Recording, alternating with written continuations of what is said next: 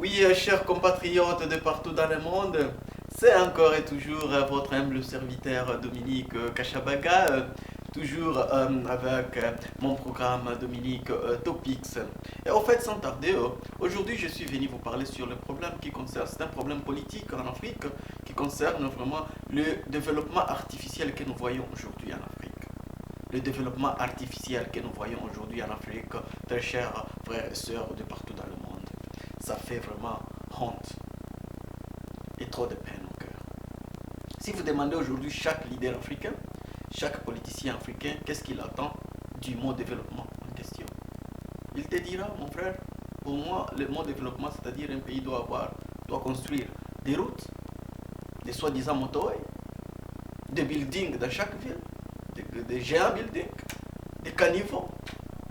Donc, on dirait que pour eux, ils comprennent le mot développement comme étant le temps, le moment opportun d'un pays pour construire des buildings, des routes, des motorways.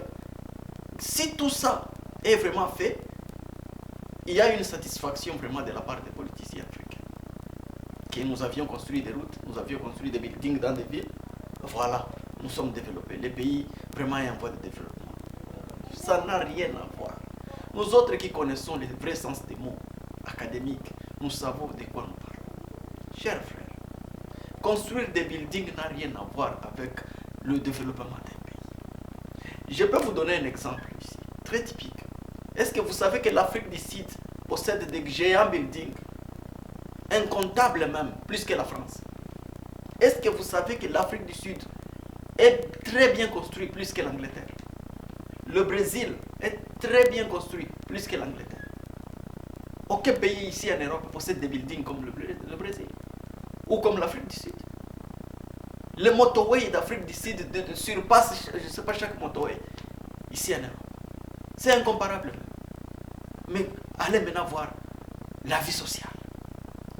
Le vrai sens du développement, c'est la vie sociale. Pourquoi aujourd'hui les Occidentaux se tapent la poitrine? Nous sommes super puissants. Nous sommes pourquoi? Ce n'est pas parce qu'ils construisent des buildings ou des motorways. Non. Ils se tapent la poitrine parce que leur vie sociale est vraiment incomparable à d'autres pays de l'extérieur. C'est pourquoi les Occidentaux, et ils le disent avec raison. C'est pourquoi je suis venu avec une liste ici pour essayer vraiment de changer cette way of thinking of African politicians. Because most of the time you think when we build 5 roads, 2 empty hospitals, 5 hotels, okay, we are developing. No, building a road, building a motorway have got nothing to do with development. Development starts from social life. How are you treating your citizens? How the population is living?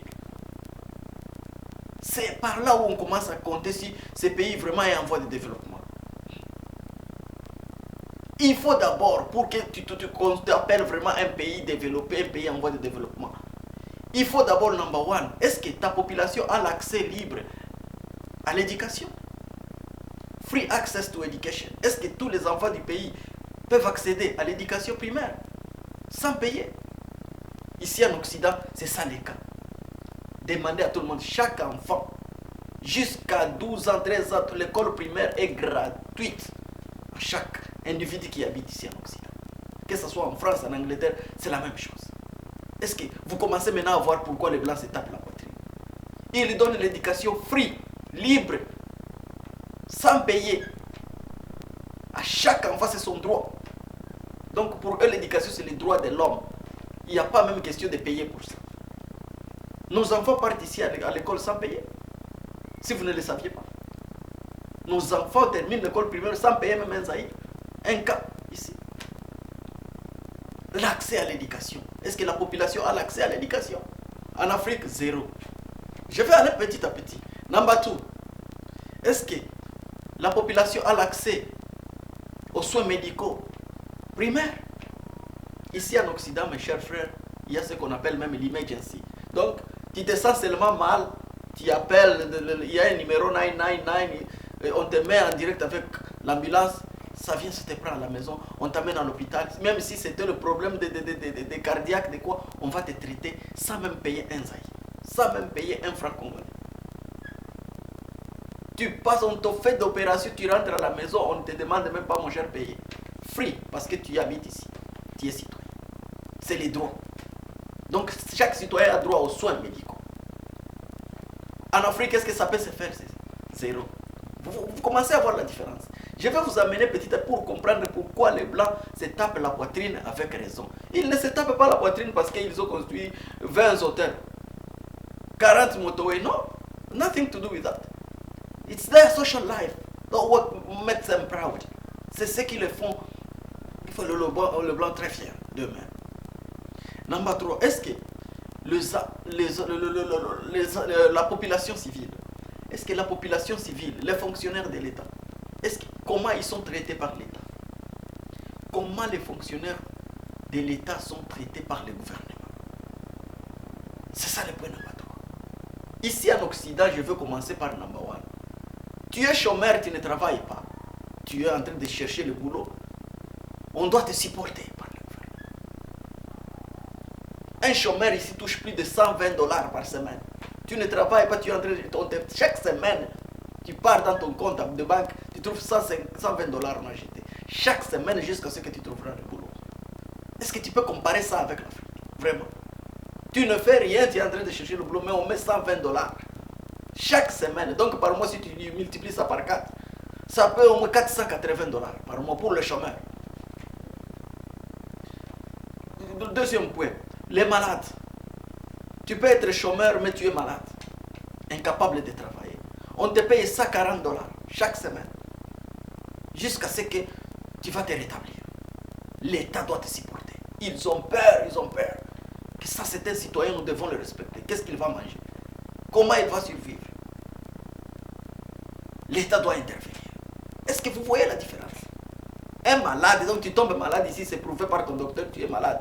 Mon frère, chaque semaine, chaque vendredi, tu as $140 dans ton compte, jusqu'à ce que tu te rétablises. Si ça va prendre une année, tant pis. Est-ce que tu peux comparer un pays pareil avec quel pays en Afrique? Même si l'Afrique d'ici dépasse des buildings, dépasse l'Angleterre au nombre de buildings, vous voyez maintenant la différence. Les Zoulous, les Sud-Africains meurent dans la rue en Afrique du Sud. La vie sociale est chambolique. Il n'y a pas de secours aux citoyens en Afrique, donc tu vis ta vie seul. L'État et la population sont séparés. On dirait qu'ils ne se parlent même pas. Et puis vous allez, ce que nous voyons aujourd'hui, n'importe quel président africain avec une petite cravate. Oh, my country is developing as well. In what? Developing in what? Building roads is not development. Are the kids going to school? All Congolese kids, 96% of Congolese kids, are they going to school? No. Il y a un rapport qui montre ici au Congo, plus de 40% des élèves, des enfants, n'ont pas l'accès à l'éducation primaire même. Et puis tu vas vraiment t'asseoir devant un blanc et lui dire que tu es aussi en train de développer. C'est ça le problème. Je voulais amener ce sujet pour un peu clarifier les choses. Parce qu'en Afrique, nous prenons les choses à tort et à travers. Oui, construire des routes, c'est l'un des éléments. Mais on commence d'abord par le social. C'est ce que je vous ai dit dans l'émission qui s'est passée. En Afrique, nous sautons sur le point number 5 au lieu de faire d'abord le point number 1. La vie sociale, c'est ça le développement. Demandez chaque académique. Si je vous mets ici, demandez chaque académique qui sait lire les charts, economical charts, will tell you, Dominique, he knows what he's talking about. Social life. Même imaginez vous construisez 15 hôpitaux vides. La population ne mange pas. La population n'a pas de salaire. Pointless. Nonsense. Rubbish. La population te dira, nous voudrions même que stopper même ces buildings. Donnez-nous même $50 par semaine, nous les chômeurs congolais. Ils vont frapper, ils vont te soulever au ciel. Ils vont te soulever au ciel. Leur problème, c'est à quoi manger. Stoppez ces buildings, construisez, donnez-moi l'accès aux soins médicaux. Mes 3 enfants sont morts ici à cause de la malaria. Je n'ai pas l'argent pour les amener à l'hôpital. L'État, si tu m'aides vraiment à supporter mes enfants dans des cas pareils, félicitations vraiment. Stoppez même de construire vos cinquantenaires là. C'est ça. C'est ça. Donc, Quand la société commence déjà à se sentir paisiblement à l'aise au niveau social, le développement des routes et des caniveaux s'achève aussi avec le temps. Ça, c'est automatique. Je ne sais pas si vous comprenez. Ça se fait automatiquement. La population commence à se sentir à l'aise. Nous mangeons, nous avons la force. Ok, bâtissons maintenant notre pays. Voilà. Mais tu dis aux gens qui sont déjà pourris par terre, 15 ans, il n'a jamais bien mangé. 10 ans, il ne s'est jamais rassasié. Tu trouves un Congolais, vraiment, il y a des Congolais dans des coins de villages qui n'ont jamais même goûté le mayonnaise, le simple mayonnaise. Ce sont des réalités que vous savez. Et puis vous voulez lui dire, oh, construisons d'abord le building. Tu vois, ça n'a rien à voir. C'est ça. Ici, on supporte les femmes enceintes. Une femme enceinte, tu tombes enceinte, le gouvernement doit te supporter. Jusqu'à ce que tu mettras au monde, jusqu'à ce que l'enfant aura l'âge vraiment capable de mouver, alors la femme peut encore reprendre le boulot. Et on la paye au moins 150 livres, pardon, 150 dollars par semaine. En Afrique, c'est ici en Angleterre, en France, partout. C'est pourquoi souvent, il faut dire la vérité, souvent vous trouvez les Mikilis, quand nous rentrons en Afrique, dans quelques semaines, quelques mois, nous commençons à bailler encore. Parce que tu commences à manquer encore l'Occident, parce que si ton travail se termine en Occident, il y a quelque part où tu pars où on te donne un coup de main. Mais en Afrique, il suffit que ton budget s'épuise. Mais tu peux craquer. Tu peux craquer. J'ai un ami qui est parti en Afrique et d'un coup, on lui a volé son monnaie. Mais le type a craqué. Qui va t'aider en Afrique? Qui va te donner un coup de main? Donc tu te retrouves toi-même dans le désert de Sahara. Tout seul. C'est ça. L'État, vous devez commencer par la vie sociale. Occupez-vous de nos enfants d'abord de la rue. Ici en Occident, les enfants de la rue sont pris en charge par le gouvernement. Ils sont encadrés dans des care centers. Demandez chaque Mikiliste va te dire que Dominique ne ment pas. Trouvez un petit blanc enfant de la rue comme ça. Dans 2 jours, il sera déjà rapatrié. Il y a des services qui partent partout pour le chercher. Oui, on va l'abriter, on va lui donner les habits. Et son argent, son droit de l'argent de 30 dollars par semaine dans son compte. L'enfant arrive à 14 ans, 18 ans. Il trouve il a déjà plus de 4 000, 5 000 livres déjà. Qu'on gardait pour lui dans son compte. C'est son droit. Les droits des enfants. Chaque enfant ici en Occident, demandez à chaque femme congolaise ou africaine qui a des enfants ici. Il y a une somme on paye aux enfants. Ce ne sont pas des secrets. Je dis tout ça pour éduquer. Je ne dis pas ça ici parce que certains me disent ok, je veux peut-être je veux peut-être glorifier l'Occident. Pour moi, mon objectif de cette émission, suivez-moi bien, c'est pour essayer d'ouvrir nos leaders africains les yeux, de comprendre comment on fait le développement. Parce que le mot est pris à tort et à travers, selon nos leaders. Occupez-vous ici en Occident, comme je vous dis, on paye même les enfants. Parce que les Blancs comprennent que si un enfant est né et il n'a pas vraiment de soins, il n'a pas même de possibilités, la maman n'a pas de possibilités vraiment capables de supporter ses bébés peut mourir.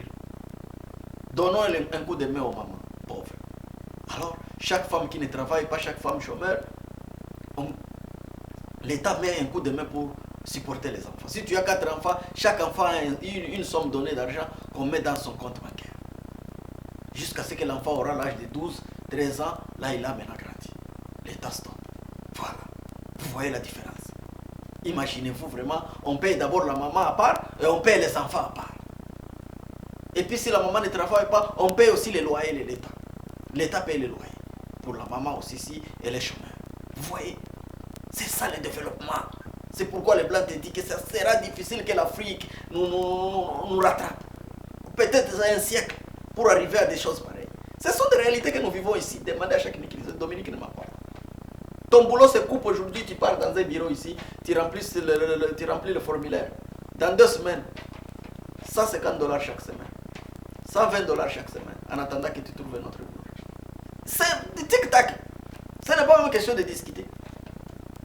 Tu parles là, tu montres ta carte, je suis travailleur ici, je suis enregistré dans la liste de travailleurs. Il y a une carte que nous montrons ici, ça m'envoie. Oui, le type est vraiment. Tic-tac. Pas même de discussion. Et puis vous allez comparer un pays comme ça avec... Parce que vous construisez, c'est pas si... C'est ça. C'est ça qu'on fait. Les sociales d'abord. Les logements. Les logements. Je vous ai dit qu'un pays qui n'a pas même de camps militaires. Les militaires dorment dans la rue au Congo. Un pays qui n'a pas même de camps militaires. J'ai pleuré ici pour construire des camps militaires. Mais d'un coup, vous nous montrez des images, vous construisez l'hôtel du fleuve Congo. Ça n'a rien à voir. Construisez d'abord le cas des militaires. Vraiment, je ne sais pas, les Congolais, vous applaudissez des choses, vraiment. Souvent, je m'assois, je me dis, Seigneur. Et souvent, ce sont des gens qui n'ont jamais été au Congo pour voir les réalités en main. Si tu arrives au Congo dans 7 minutes, tu vas bailler. Si tu arrives en Afrique, tu vas bailler. Tu vas te demander, est-ce que le développement que je voyais à l'internet, c'était la magie ou quoi? Donc, c'est comme si rien ne marche. Tout est stacké en Afrique. Tu vas regretter vraiment tout. Non, non, non, non. Ça, c'est pas un pays. Il n'y a pas les camps des militaires même. Est-ce que tu peux applaudir un gouvernement vraiment africain qui n'arrive même pas à construire des camps de militaires? Si vraiment tu es une personne raisonnable. Ne soyons pas fanatiques. Donnons des crédits où ça se mérite. Où ça ne se mérite pas, qu'on donne des conseils comme je fais ici. Ça, ce sont des conseils. Les Congolais, les Africains n'aiment pas des conseils. Ce sont des conseils. Commencez d'abord par des choses pareilles. Il faut prendre les charges, en charge les militaires. Les personnes handicapées. Ici en Occident, tu es handicapé, tu as une somme de $150, je ne sais pas, par semaine. Toute ta vie est handicapé. Chaque handicapé, les fous, les malades mentaux, donc je ne sais pas, donc les Blancs sont arrivés au point vraiment de développement, vraiment non. Non, non.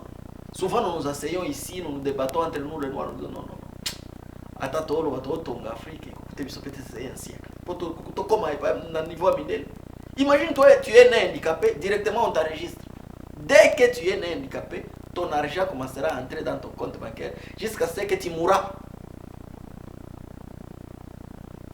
Donc les handicapés ici, ils ont des supports, je te dis, tu arrives dans la maison d'un handicapé, tu crois que c'est la maison de Kofi Olomide. Bien équipé, il a tout, il a des gens qui viennent lui regarder, il y a des gens qui viennent lui protéger de Keyawaka. Le gouvernement paye les gens pour venir lui traiter.